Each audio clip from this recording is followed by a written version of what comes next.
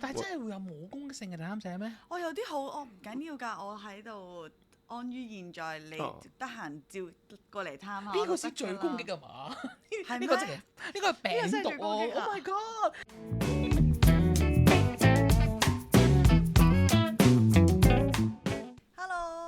歡迎翻到嚟幾枝愛情學院啊！今日咧，我哋繼續有小同學同埋抗同學啦。咁我哋見到我哋今日着便服，我哋係咪過咗3集之後榮升做一個老師？講笑咧！便服日，今日係。順便咧，同大家介紹下啦，應該咧已經係出咗呢個高 G Club 咧，我第一個 merchandise，希望大家支持下啦。咁啊，我哋今日嘅呢個愛情學院講下，大家應該都可能會經歷過或者聽過就係第三者，犀利啊！一嚟到咧，首先第一，竟然我哋係會即係嚟到第4集咧，因為咧都感激收到唔少讀者啦、觀眾啦、歌迷啦，即係等等啦，其實咧都係一個好好嘅化學作用嚟嘅。咁啊，於是乎咧，阿小同學就話：不如嚟咧，一嚟到就去咗一個最難嘅題目先，就係咧第三者呢個題目。冇錯啦。咁點解要 set 第三者題目咧？因為其實最緊要就係啲 comment 好多人都講呢樣嘢，個個都話即係同埋第三者傷害好大啊嘛。對一個愛情關係入邊，通常最多人講嘅就係你有冇遇過或者有冇做過咯。大家有冇諗？咁大家覺得咧？我覺得其實我想講咧，第三者呢樣嘢幾尷尬，唔知即係好似你知唔知嗰個關係？即係先可能有時候唔知情之下變咗啊嘛，好容易係咪？我覺得第三者最慘係咩？佢破壞咗呢一段關係，亦都係破壞咗你往後喺心入面對愛情嘅觀感。呢個先係最呢個好闊啊！我估嗱，我哋嘗試咧用一個相對即係深度少少啊，因為其實幾難，大家要明白第三者呢個題目啦，可能係一個觀點與角度嘅問題。第一樣嘢，如果你係一個本人啦，被第三者介入，你當然係相當傷心啦。如果你係第三者本人啦，可能你有另一個諗法嘅喎，你可能係被第三者啦，或者點為之被第三者呢？係你唔知情下做咗第三者啦，又或者你明知我都要做㗎啦。嗱，呢個就係一個更加深入嘅討論啦。但係當中其中一個呢，就係當有一個人呢係放下良心咧，3個也傷心。嗱，呢個係我中意嘅容祖兒煙霞嘅一句歌詞嚟。有一個人放下良心，3個就會傷心㗎啦。咁樣正常呢3個都係有人會無辜添嘅，甚至連第三者本人，當然如果係被第三者就更傷。但係又要諗諗，被人加入了的人，佢嘅心係真係好痛喎。如是這般的咁嘅悲劇結局係邊個造成㗎啦？如果係即係可能係一個男仔兩個女仔嘅話，個男仔負嘅責任係點咧？喂，你係咪因為一時之間好開心，或者用你唔同嘅方法，你容納咗2個人同時走入你嘅世界？係咪咁樣精彩啲啊？即係同時間可能A 就比較可能開心啲舒服啲，跟 B 就比較激情啲啊！即係可能探到自己開心啲，即係可能齊人之福咯，所謂叫做。但係其實唔係齊人之福咯，只係代表住你冇中意任何人啊，你只係中意你自己咯。你只係中意你自己啫嘛，我想滿足我 A， 我又想滿足我 B， 咪2個同時出現咯。喂，但係之後呢，佢哋會發生唔開心嘅嘢嘅喎，到時先算啦，或者我當下唔理你咁樣。咁但係冇乜人去探討過呢件事，就係呢個即係3個人係一個好擠迫嘅空間。但係我發現咧，住緊間劏房，即係但係我發現通常如果成為第三者之後，都係唔想放手㗎，都係會爭咯。因為佢覺得，即係如果係就算可能係被，總之最後確立咗自己係一個第三者身份都好啦，嗰個第三者通常都會想爭，即係佢都係會想喺嗰個愛情上面攞翻一個認可咯，即係可能想贏到原先嘅關係又好，或者確立翻自己嘅關係都好咯。我覺得呢個係通常第三者都會成為一個，即係佢最後第三者要引申嘅嘢就係咁咯，即係佢唔會想放手咯。即係好少知道好勝心嚟嘅，係個天性嚟嘅係嘛？唔知即係好似你明知道譬如第三者嘅時候，你有聽到第三者，哎呀我到第三者shit，即係但係即刻果斷分開，唔會咯，一定係會想爭嘅。唔排除有好少撮人係比較唔好話比較係非常理性，佢會覺得我做咩要搞到自己損手爛腳，就係唔好做可憐之人咯，即係好清醒。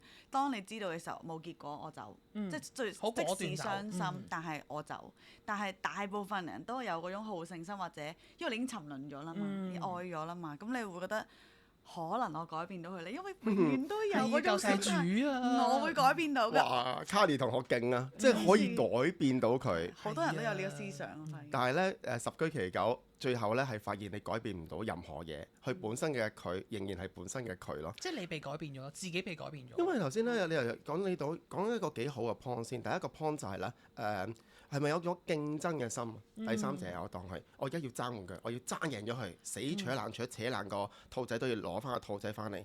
然後點呢？然後最終就係你話佢哋會唔會幸福到老呢？不排除有啲咁嘅古仔。不過我成日會覺得呢，愛情係點樣開始，係好有機會點樣結束嘅。你走進人哋嘅關係，咁呢個感情本身嘅結局會唔會容易用翻呢個方法嚟離開呢個關係呢？係有機會嘅。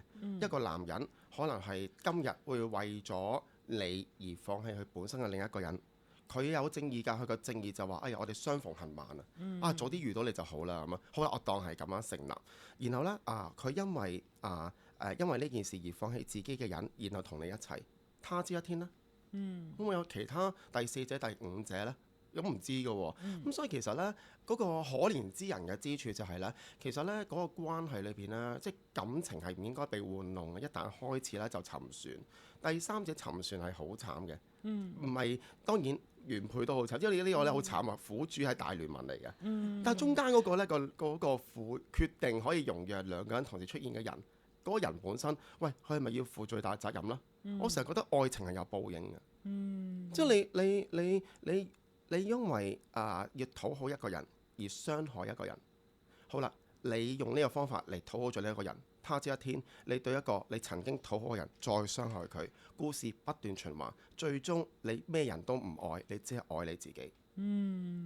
咁我唔覺得呢個人會得到最後幸福咯，即係除非佢有頓悟啦。如果頓悟就可能真係好難做第三者咯。其實我有時喺度諗，即係嗰個左擁右抱嗰個位啊，究竟佢係齊人咯，齊人係啦，齊人搶齊人之福嗰位，究竟佢會唔會 feel guilty 咧？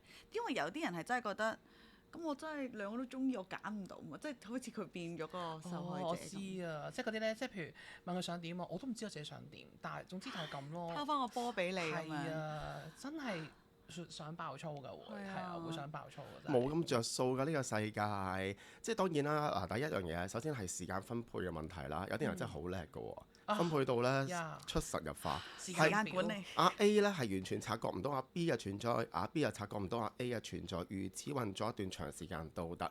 咁當然啦，呢個就係技術嘅操作啦。咁但係與此同時就係到事件曝光，你想點呢？你想點呢？即係呢個呢，就係到期時就會好容易出現，就係究竟一個有攻擊性嘅第三者，定係一個冇攻擊性嘅第三者？呢個點樣定義呢？你攻擊性一定係會爭啊嘛，係啊，即係會。但係真係會有冇攻擊性嘅第三者咩？我有啲好，我唔緊要㗎，我喺度安於現在，你得閒照過嚟探下。呢個先最攻擊㗎嘛？係咩？呢個係病毒喎！Oh my god！我覺得佢覺得唔緊要㗎。總之我譬如平時我星期六日我都嗱，我話俾你聽有一首歌咧，即係我之前製作過嘅歌咧，就係呢個角色啦。林欣彤嘅人，佢就係匿埋入邊，然後我哋仲要情人節出㗎，就係送俾嗰啲願意匿喺background 度，喺情人節度，我唔同你慶祝，但你俾第日我啦嗰啲人。即係13號嗰個情人節就係14號。唔係，因為13號係俾啲第三。係咁啊，所以人咯，幾時定義呢件事㗎？不過係嘅，生日正一模，情人節正一模。係啊，係啦。但係嗰啲，所以嗰陣時做呢隻歌就係好似係同呢啲人去抗咧，因為好多真係發覺好多呢啲，佢就係好似佢就唔緊要啦，都去到呢個地步啦，我唔想破壞，但我喺呢度，你幾時揾我就幾時揾我。你想去翻嗰度，你個 original 生活就 call 翻。我明你講咩，即係最驚係你同我爭，我哋鬥他邊個贏。係。最驚你唔爭，你就自己坐喺度，唔緊要啦。如果你陪我一日就得㗎啦，咁你即係我當你係變正人定小三都好，你就會覺得佢唔 care 我有咩好爭，我爭唔到。咁然後個情人咪好開心咯，因為情人就哇你願意配合我喎，即係呢個就佢係一個即係 lego 咁啊啦。match 咗哦，搞掂咁樣。咁佢咪平時咪氹嗰個原配咯，跟住有時間嘅時候就 send 個 WhatsApp 或者剩我今日禮拜五同你睇場戲啊，咁跟住嗰個就好啊咁樣，咁佢就一路攝住咗。係啊，但係咧，你頭先用齊人形容得好好，因為咧對第三者嚟講，如果佢係會想要嘅，即係想繼續去爭取嘅，甚至唔願意去sorry，佢願意去等，或一路喺側邊守候等，好啦，到等到啦，竟然咁其實咧，你睇翻唔同嘅古仔咧，幾多都係咧呢個齊人啦，最終咧個原配走咗，佢係咪一定同第三者一齊嘅咧？唔會啊！唔一定㗎喎，原來咧可能都聽幾多個就係咧，第三者以年嘅時間終於等到佢同嗰個人係離開咗，咁仲唔係我嘅？我等緊係優先做㗎咯喎，唔係啊，有人快過嚟，突然之間嘅咁樣，因為嗰個唔知自己想點嘅齊人，就淨係顧自己嘅感受，我任何嘢都係要快，突然之間有新鮮感，就有第四者。第五者，咁呢個第三者就會黯然地退場，呢個係第三者比較差嘅結果啊。咁當然即係唔係個個都係咁樣嘅，咁但係呢，我會覺得喺個當中裏邊齊人就好開心，傷心嘅人就好多。即係有冇搞鬼錯？邊有咁唔公道㗎？但係就係可能呢個世界就係咁唔公道。係啊，有好多嗰啲真係會願意忍嘅第三者咯。一定匿埋咗喺嗰個影子咁入邊。你忍得幾耐啫？男仔同女仔咧，本身就係一個喺唔公平嘅賽跑裏邊。個男仔去到40歲，去到50歲，一樣係可以去追唔同嘅女生。咁個女生點算啊？咁女生去到可能某個年紀，你一定要都要承認㗎嘛。即係呢個就係男仔同埋女仔一個不對等嘅情況下。咁但係個男仔就可能有無窮嘅理由、無窮嘅正義去引證自己，就話我咁樣做係正確，sorry唔係正確咯。你係傷害緊中意你嘅人，無論係原配定第三者。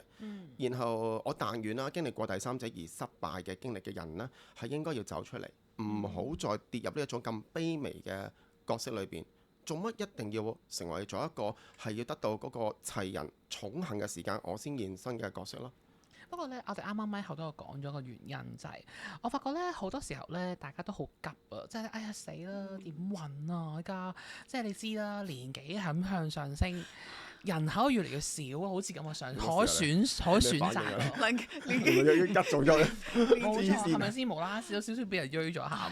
咁然後你就會急，你一急嘅時候，咁你市面上嘅盤唔多啊嘛，你明唔明啊？即係感覺上嘅盤唔多，咁你變咗你個誤差咧就好容易發生啦。即係你以為佢係一個筍盤，行埋嘅時候，跟住咦點解你隻手有啲痕嘅？係啊，之前蚊咬，但原來係戒指痕嚟㗎，結咗婚㗎啦。越急就越遇到啲唔係好好嘅人，因為你急啊嘛。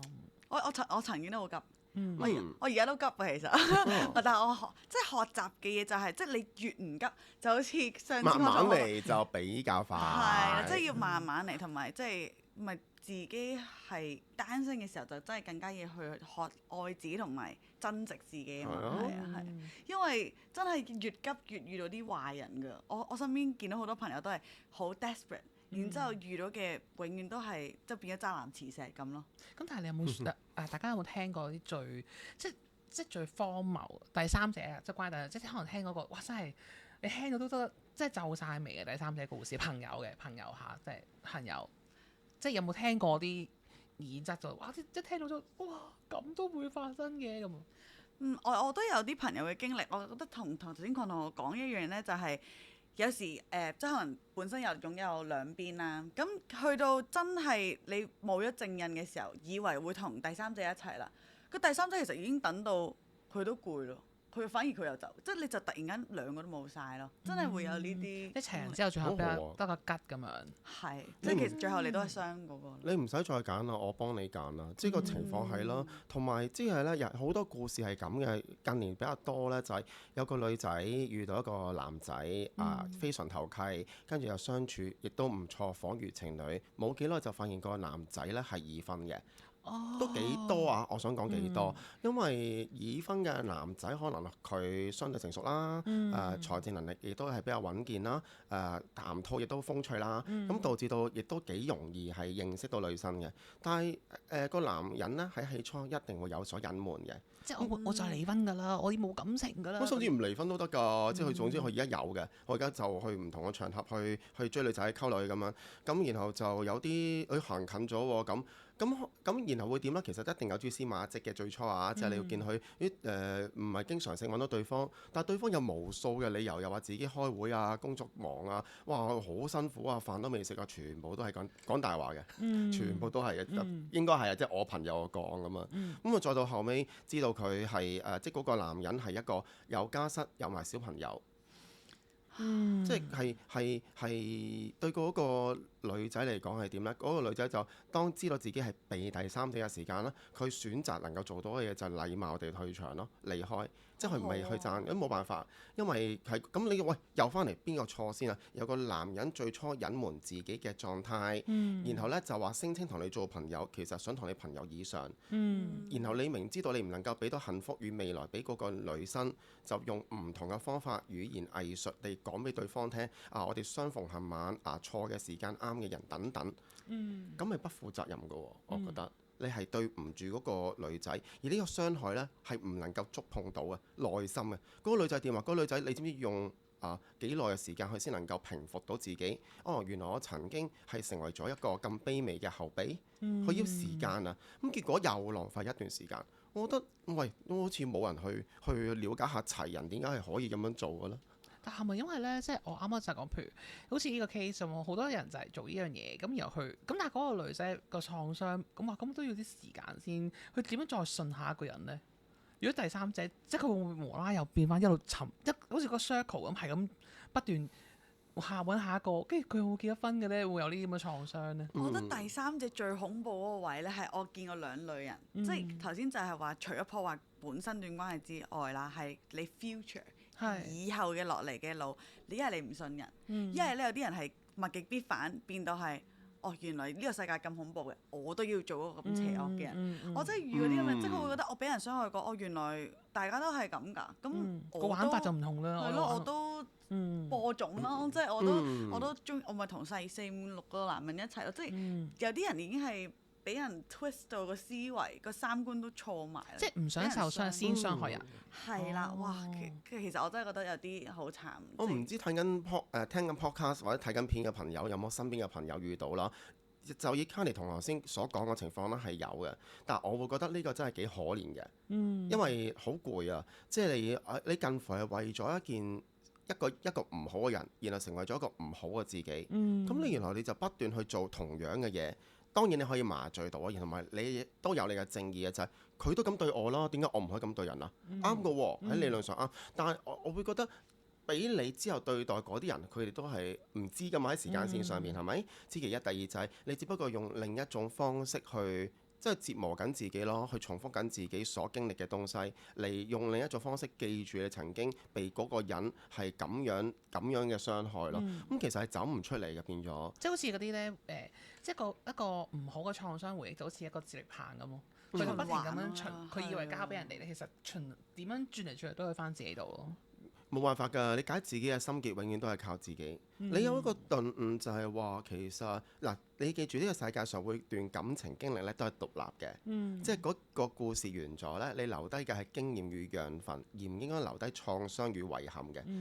因為冇辦法啦，你如果全部嘢都揦晒上身嘅啦，就要喂我一定要係同上一段呢係有啲牽連嘅，你補完我啲遺憾嘅，或者補完一啲我未完成嘅嘢呢，你會好攰，你成套係長電影嘅馬拉松啊，每套電影完咗就獨立完結，然後再開一部新嘅，重新嚟過起承轉合。你先會舒服㗎嘛？咁但係愛情上面可以點樣避免唔好做第三者咧？即係好似譬如啱啱嗰個人唔小心咁樣撳嗰條仔，點知佢係有婦之夫咁樣，咁點避啊？呢啲位其實我諗你話避，即係如果係唔知情嘅情況冇得避啦。但係其實你知情嘅情況下，你自己有選擇權㗎嘛。但係愛情係咪就真係即係一個太感性嘅 choice 咧，即係你唔可以即係如果 fall in love，但係有技巧抽身上嘅話，就最好就係揾啲 friend unfriend 都識嘅人咯嘛。即係譬如你有冇啲介紹啊嘅識人就唔好亂咁識人啦。意思係如果被即係好似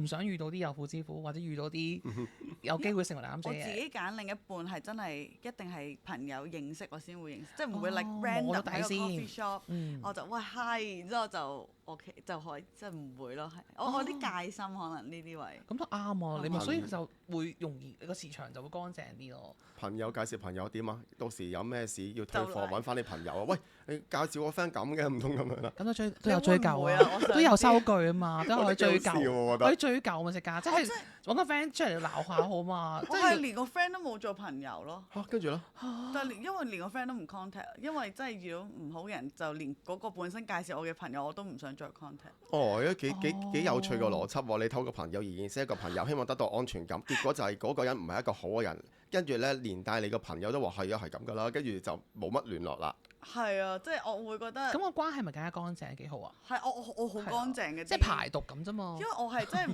唔知喎，啲人成日話你會同前度做朋友，我都幾 clean，即係唔應哦，唔係啊拖泥帶水。咁如果係完就唔好再講嘢咯，係。嗯成日都問㗎，可唔可以同前度做好朋友？得兩種情況，一種係極愛，一種係冇正式愛過。你極愛咧，愛到一個地步已經係老夫老妻；一種係已經係已經互相祝福，而且放低。家人咁啊。嗱，好難呢種㗎，可以繼續 keep contact，我反而覺得親人嚟㗎啦，係可以只不過 keep 係屋企嘅。人嚟㗎。你喺人生唔同嘅階段，有一啲小成功都想同佢分享，可能佢已經有各自幸福嘅故事啦，但係彼此都唔係話特別去打擾對方嘅。OK，即係已經真係冇咗個愛情而有親情嘅流傳咧，係有而且多嘅。咁即係但係會想對方開心啦，咪意思見到佢想嘅。另一種就係你哋兩個都冇正式愛過，即係冇正式，你哋先會話喂可能隔半年之後，喂點啊？你近況如何啊？即係話輕輕鬆鬆嘅。咁但係咧最難搞嘅係中間嗰啲啊，即係最中間嘅情況就係一啲好糊裡糊塗地結束。喺未處理好晒所有問題而結束，留低咗一啲喺個心裏邊嘅心病係啦，咁嗰啲難搞啲咯，我覺得。即係愛嘅反面就係恨咯，即係可能有時完得好唔好睇，咁其實恨你又放唔低，但係你亦都唔會想同佢聯絡。係啊，你諗下，如果你個古仔係一段係有第三者介入，然後結束。無論你我當你就係放手嗰個，無論你係嗰個嘅原配定係個第三者放手嗰個，你都唔會再想同嗰個齊人有聯絡噶嘛。冇辦法啦，你揀嘅呢個世界冇咁着數㗎，你兩個都要，即係你人係咁，人係好貪念㗎。我覺得 A 女仔能夠滿足到我條件1、2、3。B 女仔能夠滿足我條件4、5、6，咁我梗係想1至6都有啦。咁但係你唔可以咁噶嘛？呢個世界其實你問你，當你咁樣揀嘅時間，你望翻你自己先。難道你有自己嘅條件1至6好吸引咩？並沒有喎。喂，同埋呢，通常咧做齊人嗰啲呢，又唔係特別靚仔嘅喎，又唔係特別多吸引力嘅，都唔知點解會做齊人嘅。我覺得呢啲都係科技關事嘅，即係咧太容易識人啦。你明唔明啊？即係咧佢俾即係科技令到大家可以有一個能力去好容易識人，咁你就變咗即係嗰啲第三者咪都係咁樣而嚟咯。即係可能哇，你任何一個平台啊，IG 乜都好，你 DM 乜嘢都發生到。我覺得除咗容易識人之外，係你可以點樣分配啲時間，即係你而家 WhatsApp 佢。做緊咩啊？咁佢原來喺好遠處，咁你咪做自己而家做緊嘅嘢咯。以前你嗰啲打電話仲要行出去個電話亭，你點知你嘅另一半？依家所有科技都打得好近咯，全部嘢係啊，仲要嗰啲對話可以保密啦，跟住又 set 晒嘢咁樣，全方位地令到件事更加容易發生咯。所以先咁多第三者故仔啫嘛。而齊人咁啊，齊人唯一面對嘅困難就係時間分配咯。佢做到啊！而家成本可能都多啲嘅，情人節都要買2份禮物啦，買2紮花。係啊，經典啊，係咪先？幾多真係好經典。你仲揾？我而家1紮就送俾我媽嘅，1紮送俾我阿妹嘅表妹。識講啊，識講。係啊，成本咯，增加成本咯，哇唔使錢啊，大佬係咪先？即係你咁傻係咪先？但係而家咧，你話多咗即係第三者或者出軌呢件事啦，但係反而係頭先話。出軌呢件事咧，嗰個包容度少咗，反而出軌嘅包容度少咗。即係應該話大家時代嘅進步係應該會冇所謂啦，大家唔係嘅更加公審或者更加會鞭屍係咪意思啊？哦，絕對係啊！第三者呢個即係唔係第三者？我哋首先要界定個第三者。如果我通常啲人都問第一句，咁你就結咗婚未先？即係如果係關係男未婚女未嫁啊嘛，成日講有得揀噶嘛，係咪就好似啱啱講相逢恨晚嗰種咯？但係如果係第三者係夾婚姻咧，oh shit 咁就㗎啦，嗱係啦，我哋係兒童節目嚟㗎，忍唔住我哋有好多喺愛情上面嘅小枯初係聽緊嘅。所以咧就我都幫佢哋內心去想嘅，佢哋想做㗎嘛，係咪？佢哋想講嗰啲字嘅。好想講個事實係而家好似即係多咗好多。即係離婚率又高咗啦，可能有啲婚姻大家已經係呢個年代好似已經係各自各玩都好正常，但我都希望熒幕後嘅大家繼續相信愛情。冇遇到呢啲，好蒼白無力喎，係好似好無力，但係真係好現實啊！其實我有時都會虛咗半秒都，就係我都虛咗半秒，我都好想撐你，但我都虛咗半秒。又咁講，即係咧花花世界好大嘅，咁但係如果你翻到屋企，即係嗰個人係你一個真正嘅另一半，即係當你可能由你嗰一兩次過後，你都唔再捨得。即係再去玩咁多，因為你隨住你都大啊嘛，人係咪先？但啱啱就係講緊依家有好多婚姻都存在第三者啊嘛，即係翻屋企煮飯都好啦，佢好似翻嚟都好，但其實可能佢係玩完翻嚟嘅喎，你明唔明啊？就係呢個先至重擊㗎嘛，第三者。又再唔敢再相信愛情，因為真係好多而家，真係太多。佢玩完翻嚟，仲要係對你特別好啊，因為要彌補自己心裏面嘅內疚。係啦，即係可能會特別嗰期對我好啲啊，咁又要。呢個差異一旦啟動咧，其實好折騰嘅，即係對個原配先啦，又要估話你又鬧翻我，到有一日真係有證據確鑿，呢個都係其中一個啦。喺呢段關係最難處理。當你有一日發現咗啲嘢，無論透過電話短信啊、一啲嘅記錄啊、證據知道弊啦，真係有第三個人啦。咁點咧？你講唔講咧？跟住聽好多，其實有啲人咧就係話，我知道呢件事啊，但我唔講住，或者忍住唔講，因為我知道一講呢個婚姻就會被破壞。咁然後佢入邊忍嗰個咯喎，咁但係佢為咩忍？去為自己嘅婚姻、為自己嘅子女、為自己嘅家庭而忍。咁但係你個忍係會有限度噶嘛，係咪？咁所以係咯。最近即係我哋依家錄影嘅時間入邊咧，都發生咗啲即係名人嘅風波啦，名就唔好開啦，啲嘢真係喺第二個地方嘅。咁佢個丈夫咧就選擇真係鋪晒出嚟。兼警告嗰個介入嘅第三者，我知你邊個㗎啲嘢成，咁結果個第三者嘅即都係名人啦，就即係一鋪清袋啊，成件事嗰種啦。咁我覺得依家即係反而依啲故事出咗嚟之後咧，我覺得好似話俾我哋即係平常素人去講話，哇！連明星都咁㗎，連名人好似玩得仲啲㗎喎，咁件事。咁而家就好似覺得婚姻嗰個可信性同埋，好似啱啱所講啦，通常會做你話忍嘅會多，但係我發現依家如果通常掌握咗資訊嘅人啦，通常都真係攬炒，即係佢好少會再諗婚姻。佢冇得揀啊嘛，佢冇得揀嘅，同埋咧嗰個忍耐咧，只不過係以禮拜嚟計嘅，以星期計嘅咋。可能小事啦。佢點樣忍啫？咁樣係咯，你知道嘅話，你嗰下首先你個震撼嚟嘅。原來係咁樣嘅，然後你就會對翻以往佢曾經神秘消失嘅時段，全部 match。好啦，對好晒之後咧，弊啦。咁然後咧，當你對好晒之後咧，佢就啱啱開門翻嚟，翻嚟啦，咁樣。咁你望住呢個人咧，係一個明明好熟悉嘅另一半，但係頓時變成一個陌生人。係啊，超陌生啊！你有幾多嘢我唔知嘅咧？即係呢個咧就係當有人介入咗一個兩個人嘅關係裏邊，我成日覺得咧，一個人嘅心咧係好細嘅啫，只能夠住一個人。哇！你突然間有兩個人喺度存在，即係究竟嗰個人係咪真係愛你呢？佢愛你係咪會容讓另一個人住入嚟呢？呢個亦都係好奇怪嘅地方。我成日形容呢個其實呢，你愛一個人，愛一個人啊！我哋就好似酒店 check in check out 啊。我間房經歷過上一段話亂晒大陸，我會執乾淨先，然後再等人嚟 check in。入嚟我嘅新房間，你唔係，哇！上個人啊，裙拉褲甩未走，你嗱聲賴一個人嚟，你啲床單被鋪全部都污糟邋遢嘅。入邊沖緊涼，跟住之後咧，佢就喺出邊瞓覺。係啊，喂！你個新房，你可唔可以尊重下自己？你執好你嘅房間，先至即係 set 好晒靚靚啦，咪先至安排出租咯，安排下一個人入嚟咯，係咪？好好啊！呢個比喻。我啱啱嗱，即係整你自己嘅新房，即係整你自己嘅新房。即係呢個動作，唔好意思。我哋即刻有個動作就係咧，我哋咧我哋俾啲支持俾我哋咧鏡頭前面啦嚇，因為呢個題目撳入嚟聽呢個 podcast 嘅朋友係難嘅，但係呢，喂，你面對住嗰個唔好嘅人，唔好令到自己成為一個唔好嘅自己嘅時間係有艱難嘅，但係又翻嚟原位。我哋上集都有講過，你以往未遇到佢之前，你自己一個人可以生活、可以成長、可以讀書、可以事業工作。你遇到佢當然係沉咗啦，沉咗嘅你，只要你用力上翻嚟呢，一樣可以重新嚟過，一樣。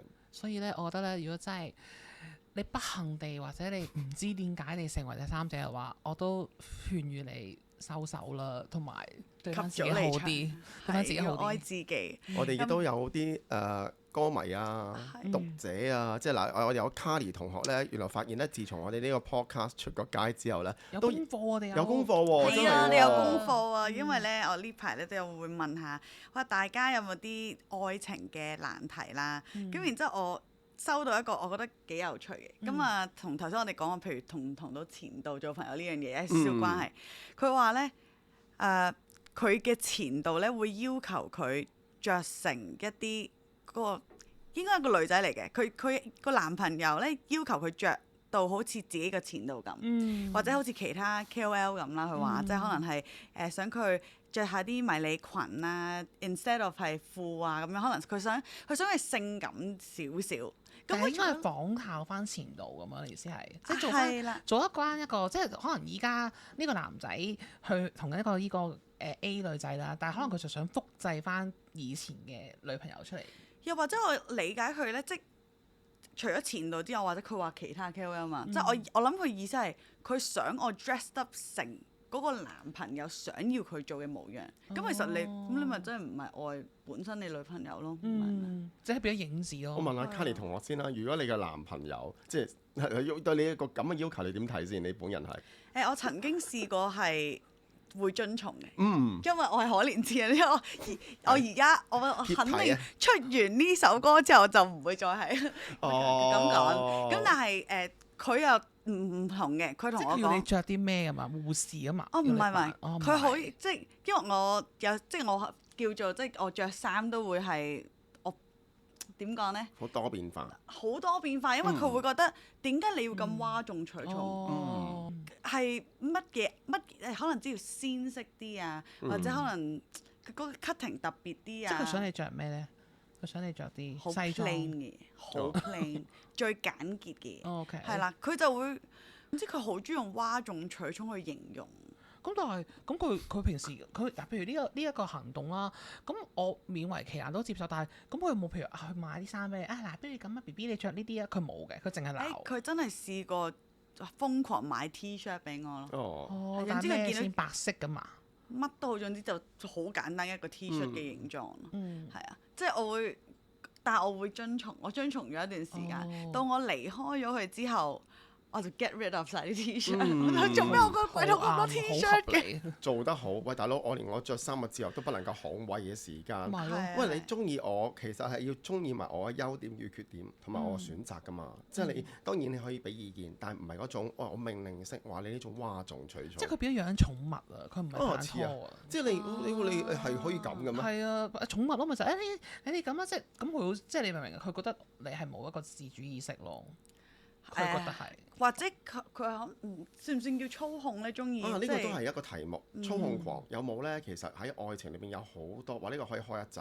即係個操控狂就係我一定要所有嘢掌握好晒。但係呢種咧其實近乎恐怖情人。即係操控狂與恐怖情人根源絕對有 relate。大家有興趣想聽呢一集可以有留言咁樣。係啊，即係講下啊，我哋想啲講下呢個題目咁樣。但係咧回翻頭先個讀者嗰個求助啦，即係佢覺得咁佢寫得出嚟一定覺得唔舒服啦。同埋佢裏面有個關鍵字就係佢要模仿前度女朋友。係咩嘢一回事？即係我而家嘗試還原即係個男仔要求呢個女仔就要着呢類衫，甚至個男仔講到明或者透露咗啦，或者個女仔透過啲舊嘅照片見到佢以前嘅女朋友係咁樣着，而我就成為咗係一個女朋友嘅影子。嗱咁嘅話呢，其實係相當唔健康嘅。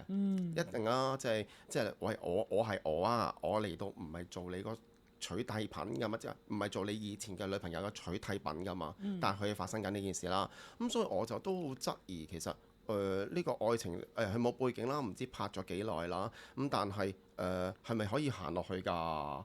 有啲擔憂喎。好 red flag 我覺得唔。得啊，完全唔得。我立場係 can 咯，即係我覺得我試過聽就係、男仔通常咧都中意喺聖誕節啦，嚟緊聖誕節啊嘛，咁做啲咩送香水，哦，咁送嗰啲香水咧係以前任嘅香水咯，真係物理上前任留低嘅香水，未拆嘅。直頭唔係新嘅，總之就係新嘅佢聞，佢就會聞，哦就係覺得嗰種氣味好熟悉啊。你個我咧係咪知道啲嘢咧？唔係我意思係，即係佢前度係一直呢種味道，佢就送翻同一種味道俾現任，去令到佢可以留戀嗰陣味。冇錯，我覺得我覺得呢個真係太點解我覺得好變態咁嘅？咁就係好多人就係用呢啲嘅程度開始改變咯，就形成咗好啱啱個個案咁咯。即係你由一支香水，跟住變咗啱啱個情況咁咧，你唔覺噶嘛？就係，所以我由第一下，如果我考俾人香水我都唔會噴咯。即係我自己中意。嗱呢個咧其實有界線之分嘅，界線係乜嘢咧？一個人啦去拍拖去談戀愛啦，係有前度嘅影子嘅，有機會係你同嚟緊呢個女仔去一啲嘅地方，係你曾經同上一個女朋友去過，去嗰間麵店食嘅麵啦，去呢個地方做一個休閒嘅活動啦，去過唔同嘅街啦等等，可能係有上一個嘅影子，而我哋不自覺嘅。但係呢個界線係咩？一旦你要將過去嘅女朋友或者男朋友嘅形象投射於現在，甚至抱怨現在唔夠以往好，做比較，呢個就真係唔能夠去接受啦。因為你可以容讓你嘅經驗係累積出嚟嘅，因為有以往嘅你先有今日嘅你啊嘛。但係如果你要將以往嘅你夾硬呃落去一個新嘅人度，對新嘅人係公唔公平呢？我覺得唔健康咯，真係。咁唔健康咯！我做乜要扮？我做乜要裝扮另一個人呢？係啊，我唔裝扮係咪代表你唔愛我啦？即係可能係喎。所以嗰個希望呢個功課如果呢個人嘅話，我希望你可以早日地做翻你自己。佢已經離開咗啦，佢已經係前啱度，為你飲杯所以我希望我哋為佢飲杯。係我哋 cheers。咩事？希望下一個佢會更加學懂要做自己去投入下一段關係。咁我哋就差唔多啦，今日多謝大家咧，同我哋一齊完成呢個杞子嘅愛情學院呢一集咧。等大家咧多啲 comment 咧，話俾我哋聽，你哋會想聽啲乜嘢 topic 啦。我哋下次再見，拜拜。